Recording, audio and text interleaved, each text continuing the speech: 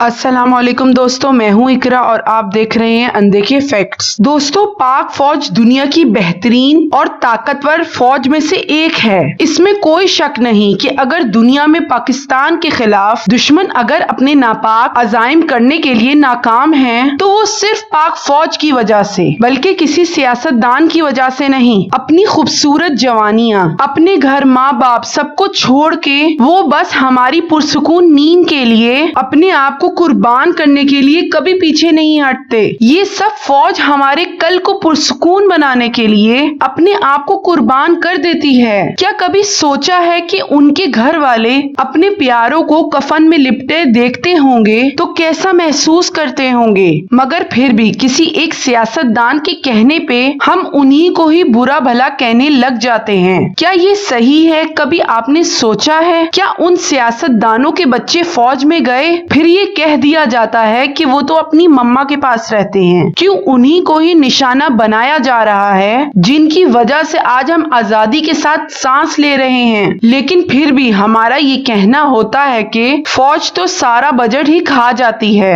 अफसरों को तो रिटायरमेंट के बाद प्लॉट्स मिलते हैं। अगर हम प्लॉट्स की बात करें तो पाकिस्तान के तमाम सरकारी महकमों के मुलाजमों को मराद के कायदो जवाबित मौजूद हैं, जिसके तहत पाकिस्तान फौज में सर्विस, रैंक और मुद्दते मुलाजमत रखने वाले अफसरान और जवान के रिटायरमेंट के बाद मुख्तलिफ सहूलत दी जाती है। दोस्तों, खिदमत की बुनियाद पर मर्रात का सिलसिला अंग्रेजों के दौर से ही जारी है। कयामे पाकिस्तान के बाद फौज को मर्रात देने का सिलसिला फील्ड मार्शल अयूब खान के कहने से दोबारा शुरू हुआ, जिसको जनरल जियाउल हक और जनरल परवेज मुशर्रफ के अदवार में मजीद तकवीयत मिली। जनरल अशफाक परवेज कियानी और जनरल राहील शरीफ के अदवार में भी अस्करी अवार्ड्स देने का सिलसिला जारी रहा। यहाँ अक्सर लोग सवाल करते हैं कि रिटायरमेंट के बाद इनके पास इतने रुपए कैसे आए, तो इसका जवाब भी आज आपको मिल जाएगा। इसके अलावा फौजी अफसरान में जमीनों की तकसीम के तरीके कार के बारे में बताएंगे, मगर ये बात आपको बताते चलें कि दीगर इदारों में मुलाजिमों को प्लॉट्स देने की पॉलिसी मौजूद है, लेकिन एतराज सिर्फ फौज पे ही किया जाता है। अभी हम आपको बताते हैं कि फौज में प्लॉट्स की तकसीम का तरीकेकार कैसा होता है। घर में हवादार कमरों में बैठ के